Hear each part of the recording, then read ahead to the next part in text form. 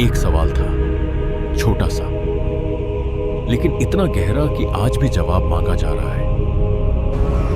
क्या तुम कभी किसी चीज के आगे इसलिए झुके, इसलिए नहीं कि वो हक था, बल्कि इसलिए कि तुम डरे हुए थे?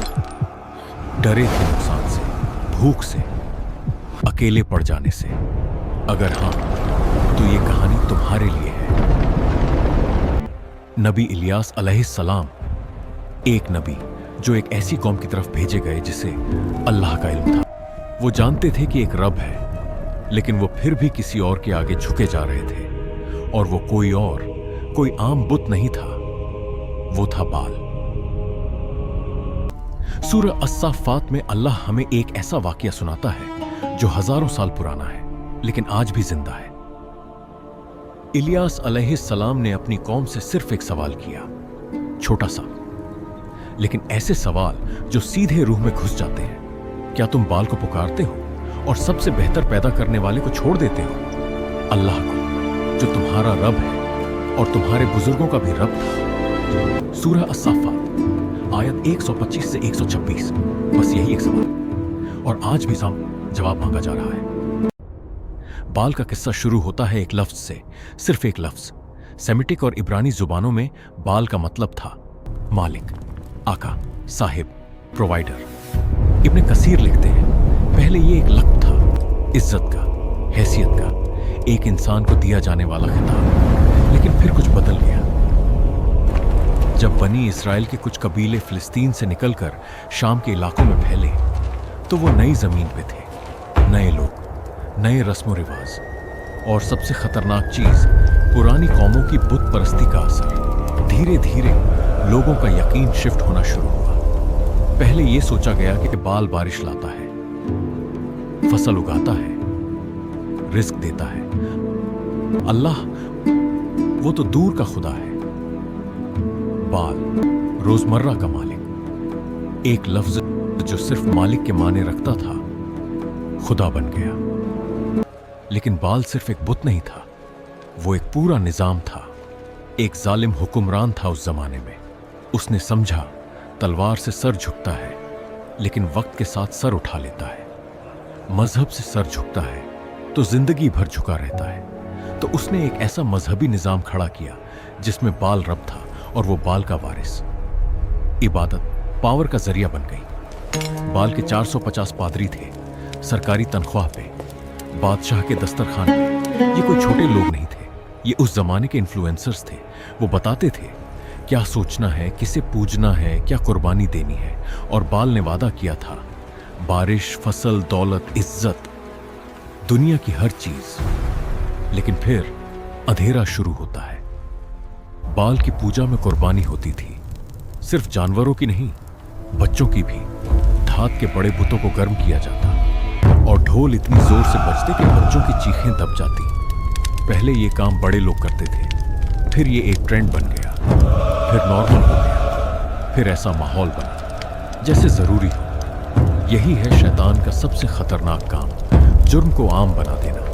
लेकिन यह किस्सा सिर्फ एक पुरानी कहानी नहीं है। अल्लाह ने सूरह अस्साफ़ात में बाल का नाम लिया, सीधा, बिना इशारे के, क्योंकि ये चीज इंसानों को बार बार याद दिलानी चाहिए। जब कोई कौम अल्लाह को छोड़ के रिस्क, हिफाजत और कामयाबी किसी और से मांगने लगे, तो चाहे वो बुत हो या पावर हो या पैसा, वो बाल ही है, सिर्फ नया चोला पहना हुआ। अब कुछ लोग यहां ये सवाल उठाते हैं, क्या आज भी एलिट्स बॉल को यूज करते हैं? 2026 में एप्स्टीन फाइल्स का एक बड़ा बैच पब्लिक डोमेन में आया। कुछ रिपोर्ट्स में 2017 के ईमेल रिकॉर्ड्स में काबा के किस्वा, यानी उस काले गिलाफ के 3 पीसेस के शिपमेंट का जिक्र मिलता है। कुछ आउटलेट्स ने इसे sacred cloth pieces shipped to Epstein के एंगल से रिपोर्ट किया। यहां एक इंपॉर्टेंट बात, ईमेल में ऐसा जिक्र मिलना ये डॉक्यूमेंटेड है, लेकिन इस एक चीज से सीधा ये नतीजा निकालना कि जरूर ब्लैक मैजिक रिचुअल हुआ, ये एक लीप है, एविडेंस नहीं। सेक्रेट चीज का गलत हाथों में चला जाना वाकई बुरा है, नफरत अंगेज है। लेकिन सिर्फ इससे जादू साबित नहीं होता। हम सच के साथी हैं, इसलिए हम वही कहेंगे जो दलील कहता है, इससे ज्यादा नहीं। लेकिन यही सब कुछ नहीं। कुरान सूरह अल बकरा आयत 102 में एक और मंजर आता है, और यह मंजर सीधा दिल पे गिरता है। हारूत और मारूत, दो फरिश्ते बाबुल में भेजे गए इम्तिहान के तौर पर, और पहले दिन से वार्निंग के साथ। हर आने वाले को सीधा रोका जाता था, जो तुम सीखने आए हो, ये कोई खेल नहीं, ये रास्ता कुफ्र के करीब ले जाता है, खुद को संभालो। लेकिन कुछ लोगों की फितरत देखो, जहां वार्निंग होती है वो वहां पावर ढूंढते हैं। उन्हें हिदायत नहीं चाहिए होती, उन्हें कंट्रोल चाहिए होता है। और जब इंसान का मकसद सिर्फ कंट्रोल बन जाए तो वो इल्म को भी जुल्म बना देता है। नेबुकनेजर के दौर में जब यहूदियों को बेबीलोन ले जाया गया तो वो एक ऐसे माहौल में आ गए जहां एसोटेरिक सोच पहले से मौजूद थी। कुछ लोगों पे उस माहौल का असर पड़ा। दीन को सीधी हिदायत की बजाय हिडन नॉलेज और सीक्रेट सिंबल्स में ढूंढना शुरू किया। आगे चल के कबाला की सोच उसी राह से आई, जहां डिवाइन नेम्स, सिंबल्स और इन्वोकेशंस का एक अलग ही निजाम खड़ा हो गया।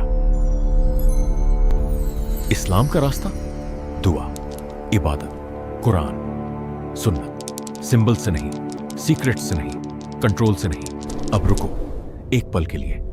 यह कहानी पूरी तरह पुरानी नहीं है। जब तुम किसी की अप्रूवल के बिना कुछ नहीं करते, क्या वो तुम्हारा बाल नहीं?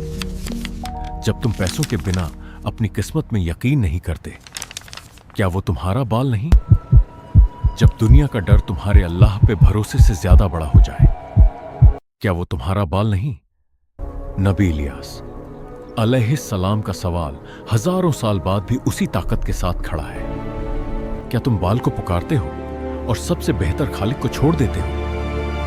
बाल सिर्फ एक बुत नहीं था, वो एक सोच थी, एक सिस्टम था, एक डर था, जिसे खुदा का नाम दे दिया गया। और जब भी कोई कौम अल्लाह को दूर का खुदा और किसी और चीज को रोजमर्रा का मालिक मानने लगे, बाल फिर से जाग उठता है, सिर्फ नए नाम के साथ। अल्लाह हमें और तुम सबको सिर्फ उसकी तरफ झुकने वालों में शामिल करे। आमीन।